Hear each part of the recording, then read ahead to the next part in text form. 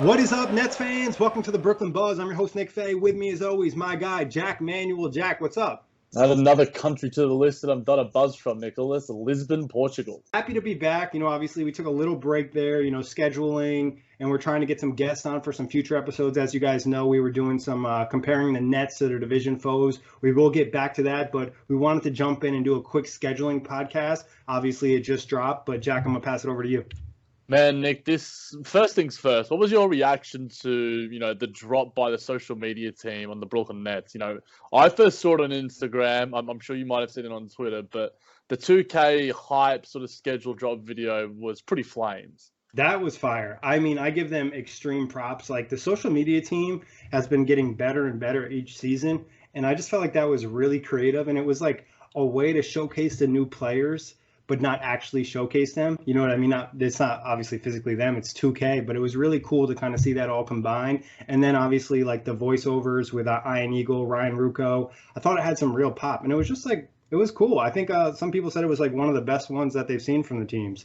Oh, I would say it was certainly up there, if not the best. I mean, it's, there's obviously, we're sort of bereft of content over sort of late July, August sort of period, and the scheduled day is always one, and I think that they've put in a lot of work, the social media team in Brooklyn, and they're getting their props. The million followers on Twitter, it's going to be a big season for them, the Buzz and everyone else. But Nick, we'll start from the top, I guess, in the fact that the opener, it's against Minnesota, October 23, and in saying that, 5 of the first 7 games are going to be at Barclays. What are your thoughts on the Nets sort of opening stance?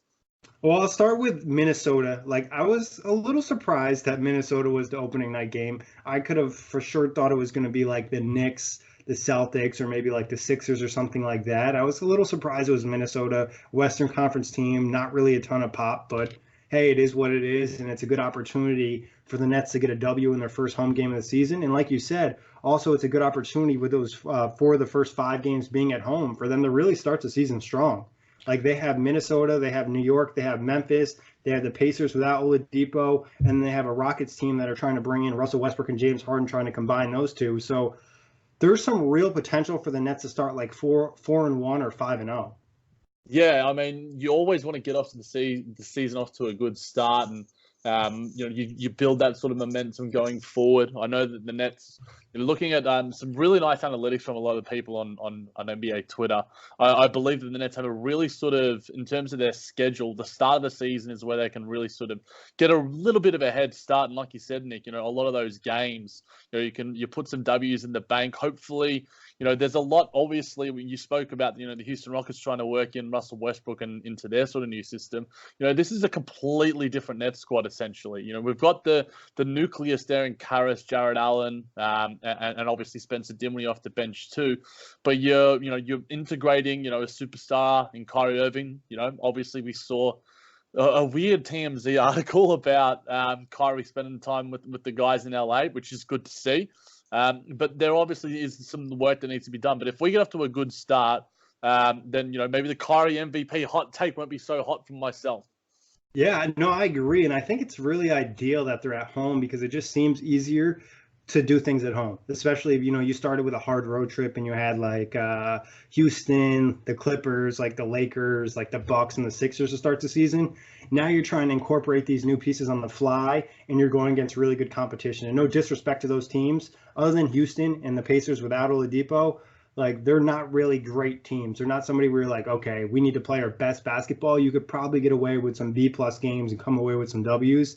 And these teams also have new pieces they're trying to get in, and their expectations aren't that high. Obviously, there's always a concern early in the season that you could just drop a couple of games. We've seen in the past really good teams have started the season slow and they bounce back later on. Hopefully, the Nets can start strong because of the competition they're facing.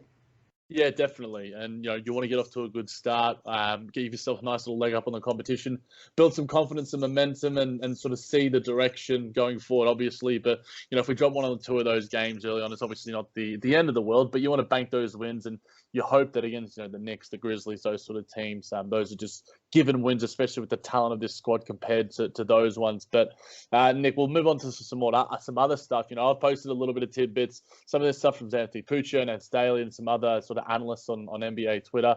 But we have 11 back-to-backs. How does that number sit with you? I think that's probably one of the best numbers in the NBA. I haven't, looked at everybody's schedule, but I believe the average was like 12.4 and the most was like 13. So 11 back-to-backs is great. Yeah, I mean, I listened to today walking around Lisbon, the full 48 with Howard Beck, and he was speaking to the guys, the sort of schedule makers for the NBA season, and how they sort of factor in back-to-backs, and how it's essentially probably the number one gripe when it comes to NBA organizations in terms of, what they want to minimize and how they try to minimize those back-to-backs. And I mean, I haven't gone in depth on the sort of back-to-backs available, but there are some, within a lot of teams, and I think the Nets are lucky, and the LA teams are lucky as well. And that if you get some back-to-backs and you happen to have one of those back-to-backs, we're saying back-to-back a lot. It feels like we're hyping up one of Drake's old songs on one of his mixtapes. But if you have those B2Bs, quite consistently, and you have them in New York and in that state, you have them against the Knicks, or you have them maybe against Boston or Philadelphia, then it makes that little bit easier. Obviously it takes into account the miles traveled and such, but I think it's a good number. And I think that, we'll get to strength of schedule stuff. We'll get to miles traveled going forward, but 11 back-to-backs is a good number. Yeah, I mean, it looks like just a quick peek at some of them. There's a couple easy ones, a couple hard ones. I think there's one against the Knicks and the Cavs. Hopefully you could sweep that back-to-back. And then later on, you got a back-to-back with Toronto and Philadelphia. So it's like a mix. But like you said, if they're kind of spaced out too, it's kind of easy to – and this is more of a veteran squad than we've seen in the past. For a young team, back-to-backs are really hard. When you're more of a veteran squad, a little bit older, the Nets aren't super old, but they brought in obviously guys like Kyrie, DeAndre Jordan, Wilson Chandler, Garrett Temple. And then now it's like, okay, we can be prepared a little bit more for what we're expecting in a back-to-back instead of like when we're younger, we might not rest properly, get the right nutrition. We might go out to the club or whatever it might be. This team is going to hopefully be more prepared this year. Yeah, I think that they're in good stead. I think they're in incredibly good stead. This is by Christian Winfield. He has delved in deep in terms of the schedule and looked at the sort of road trips. And the hardest one he believes is a 4-game one in California, where that's towards the end of the season, around mid-March, where they take on the Lakers, the Warriors, the Clippers, and the Kings. Obviously, we don't know necessarily what the Kings will be, but they've had a decent enough offseason. Corey's pretty high on them, probably higher than both of us. But Lakers, Warriors, and Clippers, 3 of probably the best teams in the NBA. And how do you feel about that? And I will preface this in saying that when they do return, they do take on Washington, Boston, Orlando, the Clippers, and then they go back to Orlando for a game. So it sort of evens out a little bit. Yeah, I think last year, I think you look at it and it's like, oh, shit, that's a really tough part of the schedule. This year, we're a different team. Now it's like, how do we compete against some of these better teams? Like you said, the Lakers and Clippers, 2 of the best teams in the league. And at that time, Golden State will probably have Klay Thompson back. He might not be 100%, but they'll probably be looking at one of the best teams in the league at that point. So it's like, all right, how do we stack up against this really good competition, especially, in March, the playoffs are approaching. So I like it. I think it's a good test where last year we're kind of like, how are we trying to get wins? This year it's more so, how do we stack up against these really good teams? Exactly. And I think that there's a really good opportunity. Obviously, plenty of narratives, Kyrie taking on, Stephen Curry, putting himself up against one of the best point guards that we've ever seen. And then up against former teammate and LeBron James and the Clippers as well. Obviously, they're going to be an absolute juggernaut. Some more notes, Nick. And just a quick note on that, Jack. I saw someone mention, I think it was a New York Post, saying, did the schedule makers purposely put Golden State in March because they feel that Kevin Durant could be returning around that time? You're stealing my topics, Nick, mate. I'm getting to the D stuff, the KD stuff a little bit later on. Stick it to the schedule. We're saving that for later on, my friend. Okay. So I put out a little bit of a tweet earlier about the general sort of takeaways from more takeaways, and I guess that the toughest month being January, Nick. Should we go through what's happening in the month of January for the Brooklyn Nets? Yeah, lay them out for them. All right, so the toughest month being January, and it kicks off against the Dallas Mavericks away, back to Barclays against Toronto, then another road trip to Orlando, back home against OKC, then Miami at home as well, ATL, Atlanta, come and visit Barclays, Utah as well will be versing them at home. By the middle of the month, it'll be the Sixers, where we'll head to Wells Fargo, then the Bucks, at Barclays, and then the Sixers make their way to Barclays, and then it's kicking it off again at Barclays, where LeBron comes to town. Then it's Detroit and the Knicks at MSG before finishing off with Detroit at Barclays and the Bulls at Barclays on the 31st. It doesn't seem too tricky, but there's definitely some really tough games in there. And I think that, looking at maybe OKC right now, if who knows what they could be like in January with the amount of pieces on the table that they could look to offload. Is Danilo Gallinari still there? Is Chris Paul still there? Et cetera, et cetera. And obviously, you're versing the Sixers twice. You're versing the Bucks, you're versing Utah Jazz and the Lakers. It's a pretty tough month. Yeah, I believe just right off the top of my head, I think it's like 15 games. So it's just a lot of games in general. I think the one positive, just listening to you list them off, there's not a ton of travel. Detroit's not too far. Philadelphia's not too far. Orlando's probably the farthest, and that's still only like a 2.5-hour flight. It is some really good competition, though, and it's just a lot of games. Last year, we saw the Nets had some nice success in January, in December, so hopefully that can happen again. It's going to be a good month for them to kind of determine where we're at. January is really where you start hitting your stride, too. The team comes together, chemistry is starting to come together, people are knowing their roles, so there's some really good competition. Yeah, build a little momentum heading into that trade deadline and All-Star break. You get that really tough sort of slog out of the way. And I guess you touched on it a little bit earlier when we were chatting about the back-to-backs, Nick, but the Nets also have the 6th biggest rest advantage in the NBA, which in relation to miles traveled and the teams that they are versing. Obviously, there are teams in certain locations, but the Nets having that, I guess, is a positive too. Yeah, it is. It definitely is. And I think rest is an underrated thing. The Nets do a good job of taking care of their players, but there were certain points last year where the team was just beat. You deal with injuries, guys have to play more minutes that aren't necessarily expected to play those many minutes. And then all of a sudden, you're on a back-to-back and you just don't have the gas for the fourth quarter. Yeah, definitely. And this isn't one via Ed Kupfer on Twitter, and it broke down sort of we spoke about the January being the toughest month. Obviously, we have pre-All-Star break as being our toughest sort of part of the schedule. The easiest part of the schedule, funnily enough, is before Christmas. We discussed that sort of early homestand. And then the post-All-Star break, March, April, things get that little bit easier, but it's still a lot trickier than the sort of early part of the season in October and November. Yeah, and I think that works out in terms of like, hey, we got a tough stretch in January, but we're going to bang that out. Next time we got All-Star break, catch some rest. And then we're getting into the later part of the season where things get maybe a touch easier.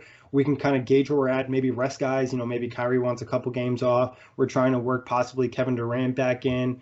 I think the schedule really works out well, where last year I remember we were looking at the post-All-Star break schedule, and it was tough. And the Nets still got into the playoffs. But if you told me, before they got into the playoffs, how many games they'd win, I might have said less just because of the competition they were facing.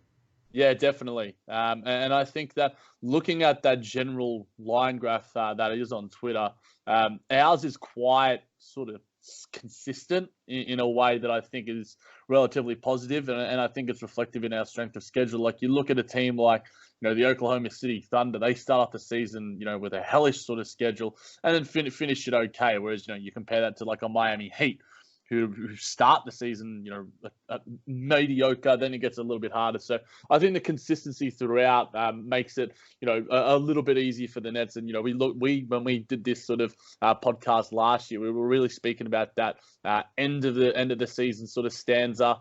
And that's what really set us up for the playoffs in a lot of ways. So I guess we'll touch on that, Nick. We'll get to sort of the last sort of couple of games of the season. So I guess we'll just go through April. So through the month of April, the Nets take on the Pistons at Barclays and the Pacers away from home, Dallas at home, OKC away, Milwaukee away, Chicago away, Cleveland away, before finishing the season against Milwaukee back at home. Yeah, I mean, that's definitely a lot of road games to finish off the season. Hopefully at that point of the year, the Nets aren't necessarily fighting for a playoff seed, or they might have their position already sealed up so they could get some rest. If not, there's definitely winnable games. You look at a team like Chicago, if they're not looking to make the playoffs at that point, they could be tanking. Cleveland will definitely be tanking at that point. So I think there's some positives. And then Milwaukee, if you're facing them towards the end of the season, good chance they're resting guys as well. So I don't think it's super tough compared to last year. Obviously, a lot can change between now and then, depending on how these teams kind of perform during the year. But the only thing I'd say is there's a lot of road games to finish the year, but that could be a positive heading into the playoffs where you need to get a road win. Yeah, definitely. You sort of galvanize, and I think on the road is where the Nets sort of really made a name for themselves last season, and I think that's where teams generally can sort of build that chemistry on and off the court in a lot of ways. And I guess, Nick, before we get to those sort of key games with D'Angelo Russell, Kevin Durant, so Kyrie Irving, the general strength of schedule, the Nets have the 5th easiest schedule in the NBA, 25th overall, according to I think Yaya Dubin on Twitter. How does that sit with you? Yeah, I always take the strength of schedule with a grain of salt because it's based off of records of last season. So you're going to see teams be better, see teams be worse. It's nice that it looks easy right now, but it doesn't guarantee it'll be easy. If it does turn out to be, the 5th easiest schedule, good for the Nets. They can rack up wins and hopefully get home court for the playoffs. Definitely. And obviously, the strength of schedule changes because, like we were sort of chatting about earlier, there can be trades made throughout. We spoke about the fact that the Nets end the season against a team like the Oklahoma City Thunder, and then there's some games in between there. What version of the Oklahoma City Thunder are they going to be in November compared to January? Obviously, are you versing Chris Paul versus just Shai Gilgeous-Alexander and Dennis Schroeder? Who knows? So I think that the strength of schedule can change, but it's nice to see that the Nets are sort of getting some kudos. And I guess in that regard, 20 nationally televised games, Nick, six each on ESPN and TNT, and then 8 on NBA TV.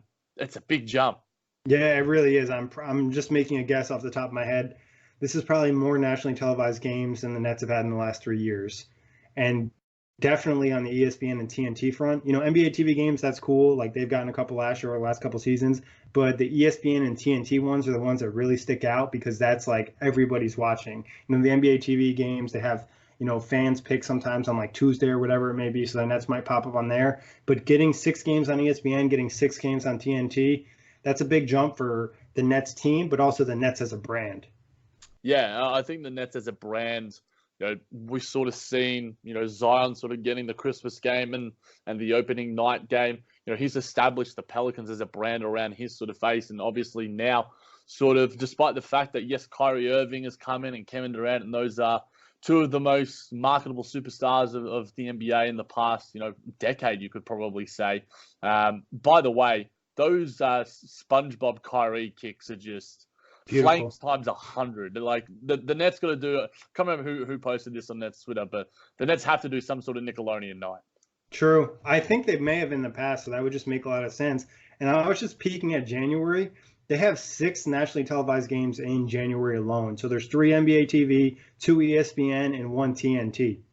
Yeah, I mean, it just works out perfectly. And I think that they are just the day before Thanksgiving, which I think that when I was listening to the full 48 today, the schedule makers were saying that that's when they had LeBron going back to Cleveland, and that was a really big rating game and almost became this sort of faux backup sort of Christmas game for a lot of teams, because if you couldn't get the Christmas one, then this one is a sort of night that rated really well. And I think that is when Kyrie takes on the Boston Celtics, which we will get to very soon. But 20 games, Nick, it's a big jump, and the Nets are going to be getting their kudos, and hopefully that we'll have some time to do some buzzes and talk about those games, because I don't necessarily want to hear the takes from Charles Barkley and Shaquille O'Neal on our Brooklyn Nets too often.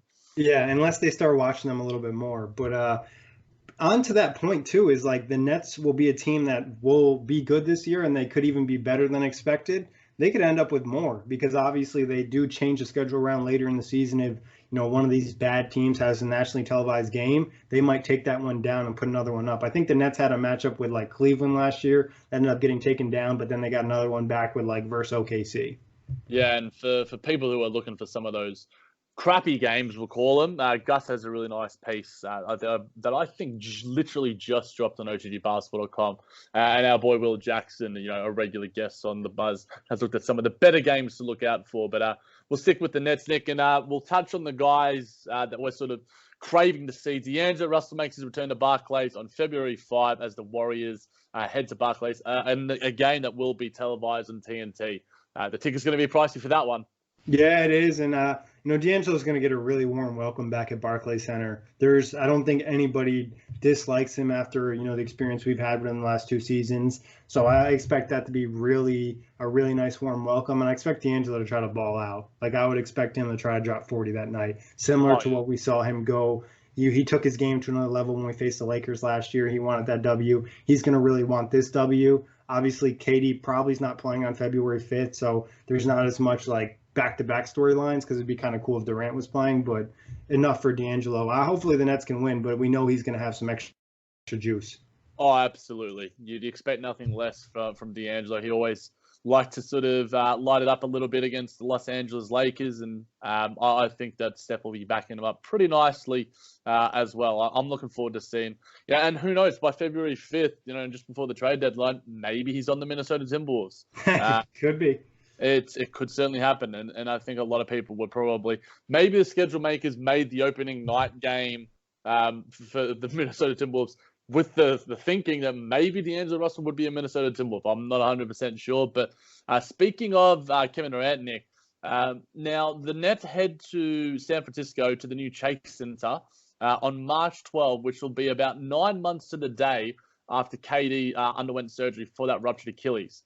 I've got to ask the question, will KD be wearing a Brooklyn Nets uniform on March 12th?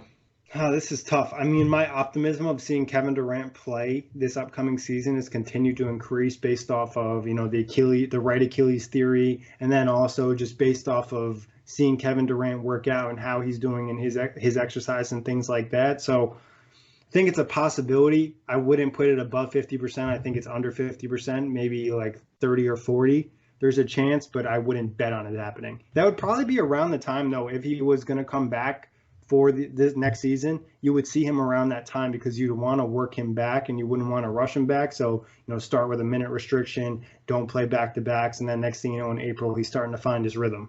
Yeah, and you literally have over a month to work your way into it. 1, 2, 3, 4, 5, 6, over like 10 to 15 sort of games to sort of work your way back into sort of the groove. And I know you chatted about with Corey on Full Access Hoops. I don't think we've chatted about it because we've had a little bit of a break, but the really sort of positive theory coming from the fan post on Nets Daily about the fact that, was it his left Achilles that he injured or the right? He injured the right. So yeah. Then just to detail the fan post a little bit. So players who have injured their right Achilles have had a lot more successful recoveries because obviously most of us playing basketball, if you're right-handed, you typically explode off of your left leg, especially when you're doing layups. So that's putting a lot of pressure on your left Achilles if you're trying to recover that. Now on your right leg, if you're a one-legged jumper, which I believe Kevin Durant is, there's not as much pressure because you're not really exploding off that right leg half as much as you are that left leg when it comes to jumping, sprinting, whatever it may be. So there's just a lot more optimism because there's just not going to be as much pressure on that right Achilles. And am I wrong in saying that Dominique Wilkins, the probably player who the standard is for when it comes to recovering from an Achilles, injured the right Achilles? Yeah, I believe so. And everybody who's had a successful recovery has been with the right Achilles. It's all the guys with the left Achilles, like Elton Brand, I believe Wesley Matthews, like those type of guys had not been able to get their explosion back. And it makes a lot of sense because you think of the Achilles almost as like a rubber band and now like it gives you some explosion and now you're trying to recover. Now it's super tight and trying to get that same explosion is extremely hard. And then it's also just the mental hurdle of like, this thing feels super tight, like it's going to snap again. So I think just a right Achilles, it's less of a mental hurdle, and then also just less pressure on the body.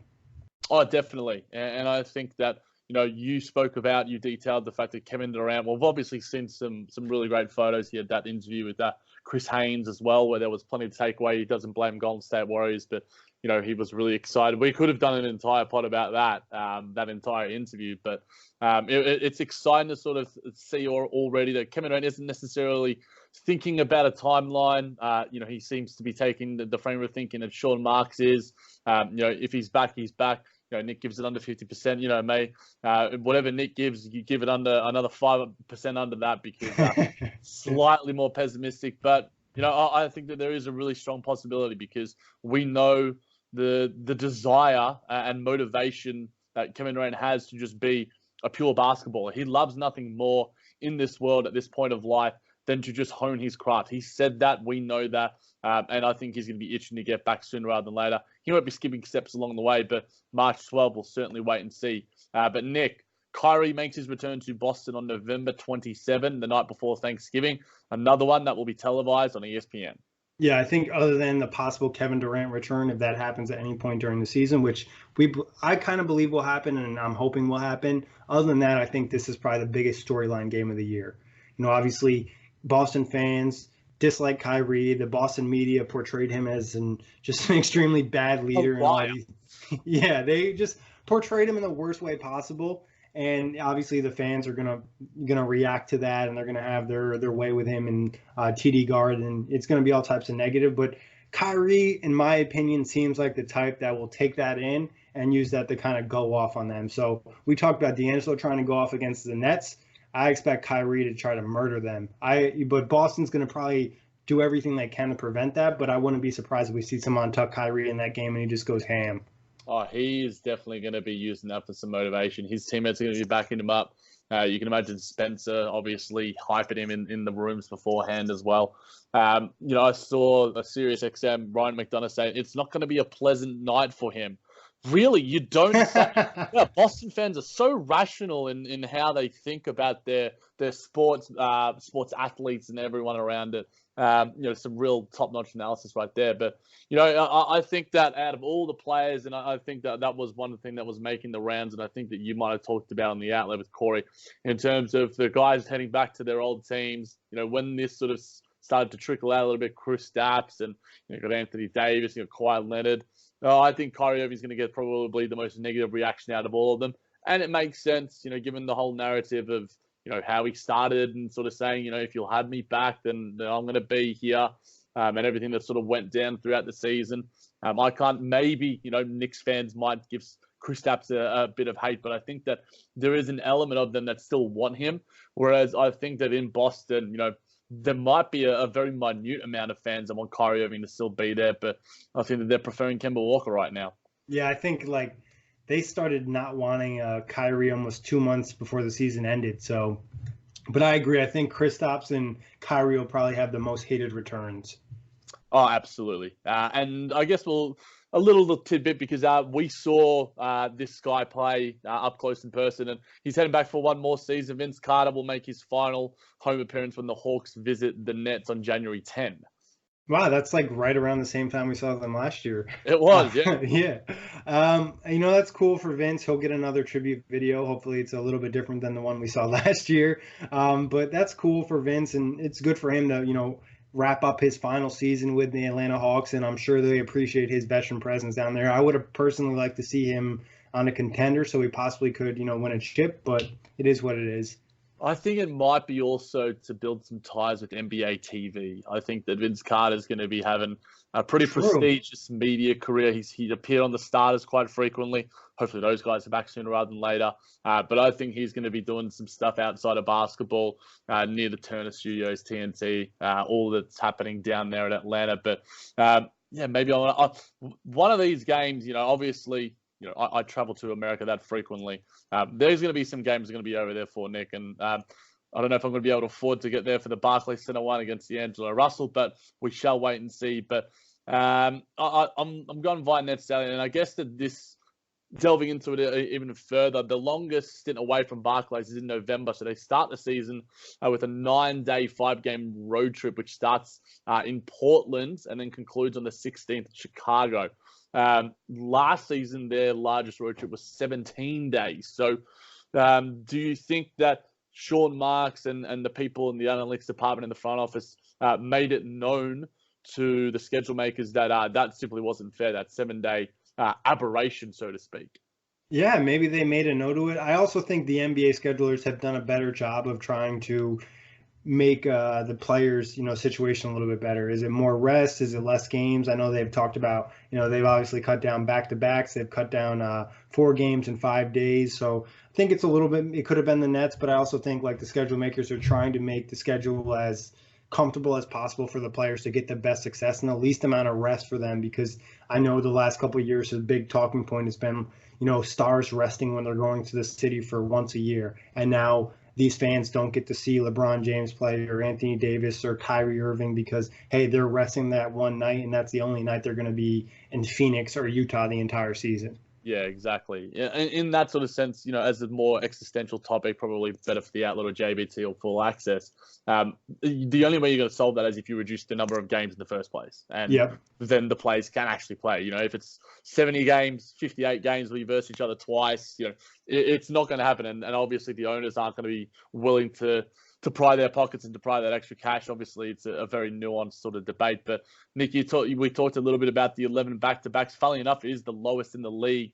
And, again, I'm going to reference that podcast. The number of back-to-backs, average number of back-to-backs, has dropped for teams again this season. So it seems to be a real emphasis for teams, not just to book on Nets.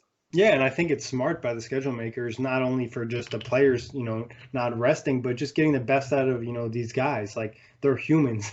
They can only do so much. We have the science and the technology that proves, like, hey, if they don't have to play X amount of games in X amount of days, they're going to perform better, and that's exactly what we want as fans. Definitely. And Nick, we'll finish with two questions. One that I have for you.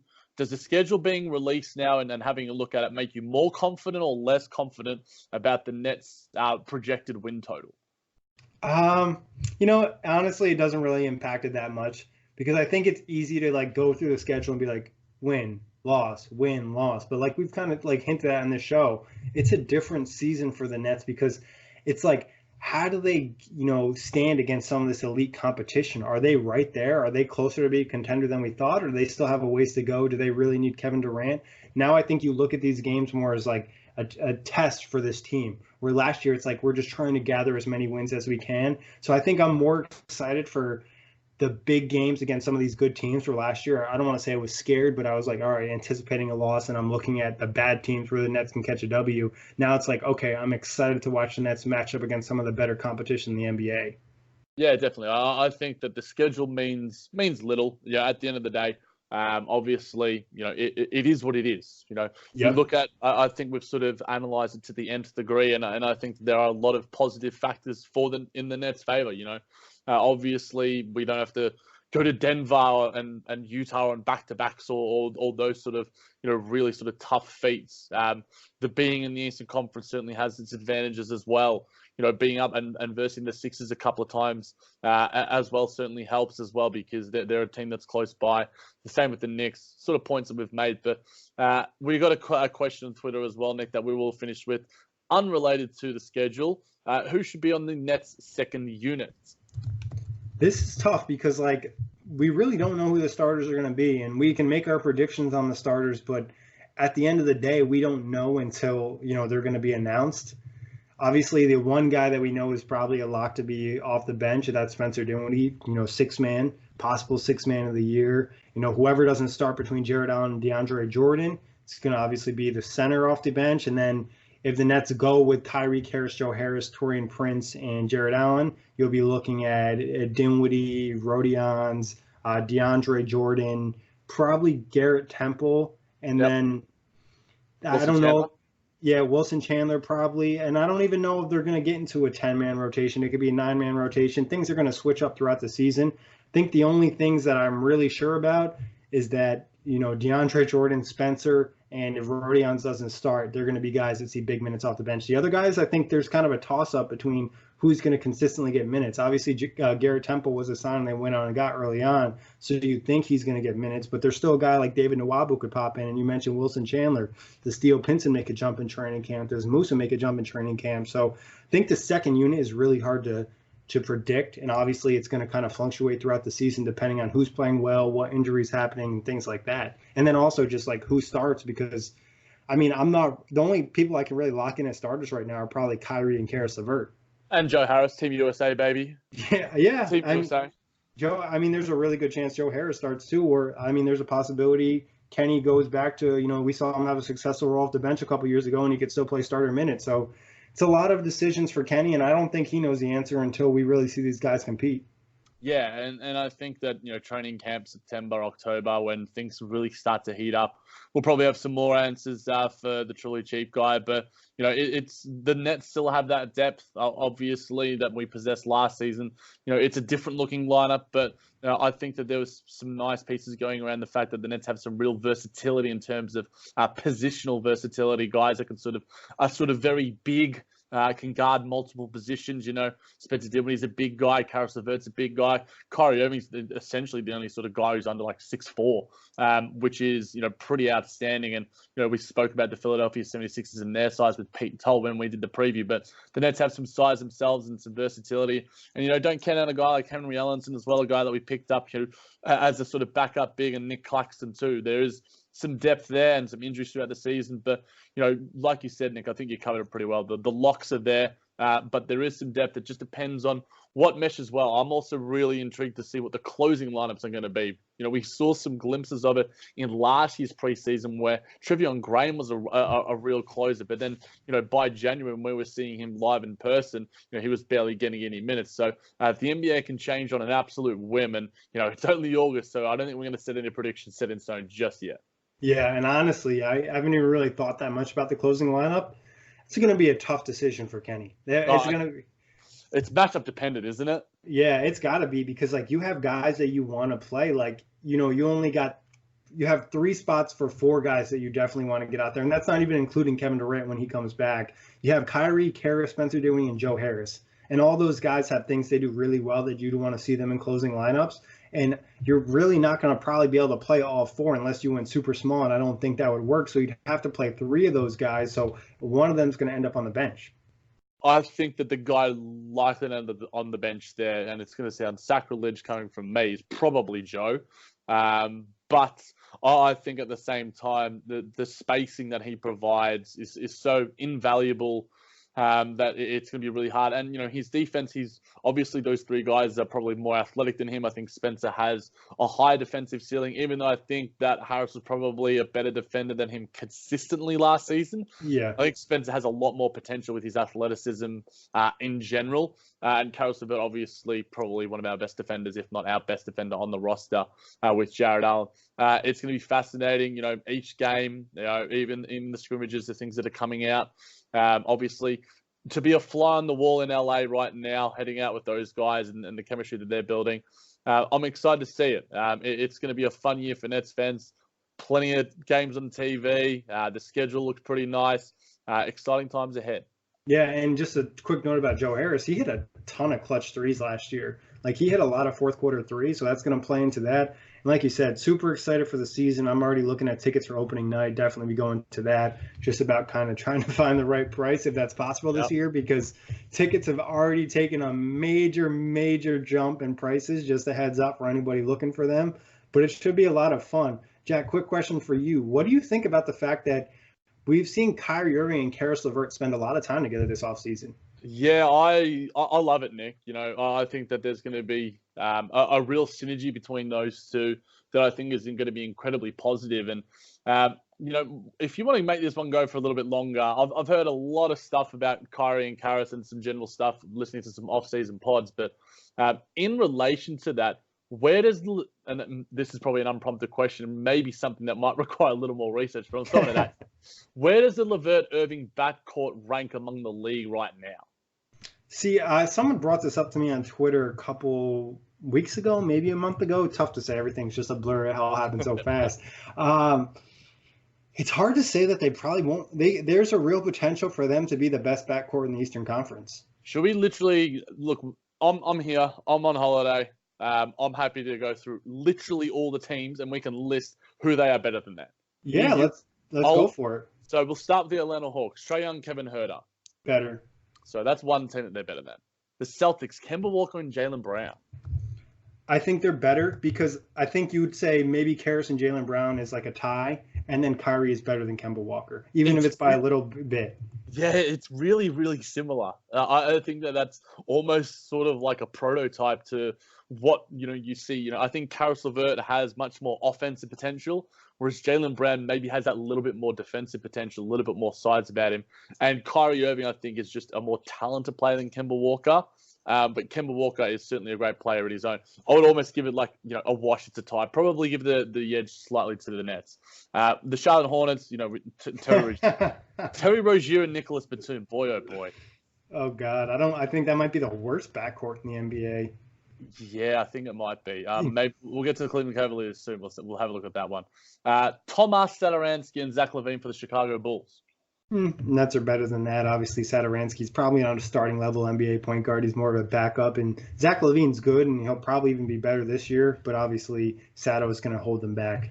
Yep. So we've got right now the Nets are doing pretty damn well. Colin Sexton and Jordan Clarkson / Darius Garland. Yeah, obviously, still young guys. Sexton showed a lot at the end of last season. Still a lot of work still to be done. So Nets clearly better than them. I mean, if you had Matthew Dellavedova in that list as a starting guard, it'd certainly change it. But we will see. And we know he aggravates Kyrie, so. Well, absolutely. And we will certainly shout outs to all the Aussies at FIBA, even though Ben Simmons isn't there and the Australian media is hopping on him. It is certainly unwarranted. And hopefully they can give your American lads a run for their money, because it's unlikely. But Jonah Bolden's got a ball out, baby. Dallas Mavericks, DeLon Wright and Luka Doncic. Yeah, obviously, DeLon Wright's more of a backup point guard at this point. Luka showed a lot last year. He's still not better than Kyrie. You could argue he's better than Caris-LeVert, so Nets get the nod there. Jamal Murray, Gary Harris of the Denver Nuggets. Yeah, this one I think the Nets get the nod as well, because, you look, Jamal Murray, Kyrie's definitely better. Gary Harris and Caris-LeVert. I mean, I'd give the nod to Caris, but you could easily call that a tie. You know what? I'm literally just going to scroll through the teams, because I've listed the depth charts in front of me right now, and you're going to tell me if they're better than them or not. Stephen Curry, D'Angelo Russell. Here is one for you. This one's close. I think D'Angelo Russell, we know his best skills are when he has the ball in his hand. So he's not going to be the same player that we saw last year. If you want to make the argument he was better than Caris-LeVert last year, because obviously Caris missed the whole season. But I think this year, Caris in the secondary role with Kyrie being the number one, I think Caris is better than D'Angelo. And obviously Steph is better than Kyrie. If anything, you could call this one a tie. But I think defensively, the Nets are better because, hey, Steph and Kyrie are both not great defenders. But Caris is clearly a better defender than D'Angelo Russell. Yeah, I think that I'd probably give it to the Golden State Warriors only because Stephen Curry is just so damn good. And I think that he, obviously the combination, like you mentioned, the synergy between Kyrie and Caris just works on paper. We haven't seen it yet, but obviously the signs are certainly fruitful and positive at this early stage. But Stephen Curry is just a monster, and he's my early pick for the MVP right now. I'm going to put that out there, and I think that he sort of is that much better than Kyrie Irving, and Kyrie Irving is outstanding and probably the third best point guard in the NBA. But Steph's in a league of his own, and D'Angelo Russell, what he did for us last season, we can't speak high enough of, and obviously me possessing the now fateful cursed T-shirt jersey of his. I'm really excited to see him. But then you also add in the fact that if we had this question in February, it'd be Klay Thompson. Yeah, if it's Klay Thompson, then obviously, Golden State's got the nod there. Caris isn't at Klay's level yet. There aren't many that are. That might be one of the best backcourt duos ever. Yeah, pretty clearly. Nick, Russell Westbrook and James Harden. I mean, I guess talent-wise, Houston's better, but we still have to actually see the fit on the court. But, I can't really be hey, two former MVPs are worse than Kyrie and LeVert. Yeah, exactly. I think that's probably, if you're looking at talent alone, that's essentially probably the best one going around. So right now, the Nets are second, third at worst in terms of their backcourt duo. And I think really maybe one of the only other couple that we'll get to, the Portland Trailblazers, is Lillard and CJ. Yeah, I think that's the only one. I was already thinking that's back in my head right now. And I think you probably give them the nod because you want to call a wash between Dame and Kyrie. Dame might be slightly better. Some people might say Kyrie is slightly better.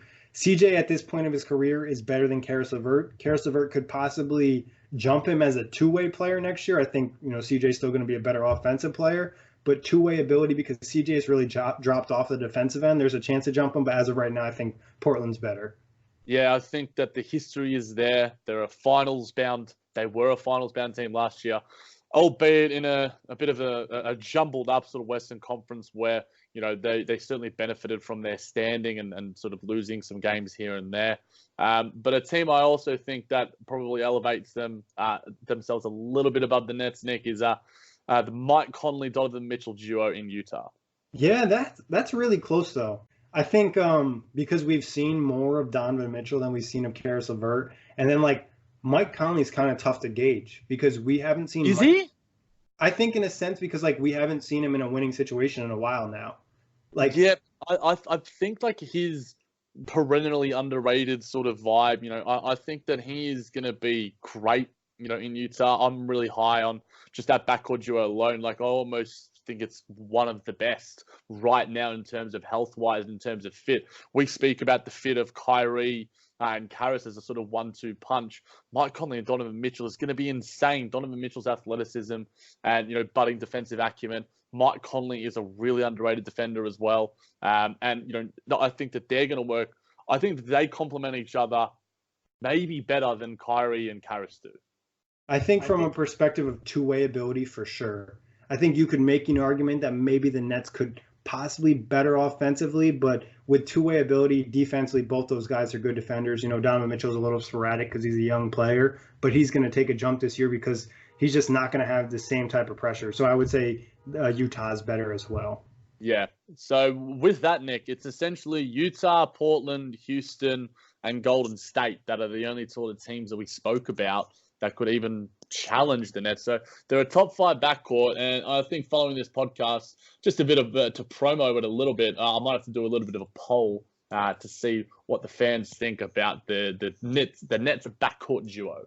Yeah, I would do something like top 3, top 5, top 10, because and there's a chance they could get, they could jump maybe 1 or 2 of those, or if one of those duos has an injury, knock on wood, something like that happens, you never know. And like we said, a lot of the duos we just mentioned, we haven't seen yet. We haven't seen Curry and D'Angelo. We haven't seen Conley and Mitchell. We haven't seen Westbrook and Harden. So there's still a lot of unknowns too. Yep, definitely. Any last thoughts, Nick, before we wrap this one up?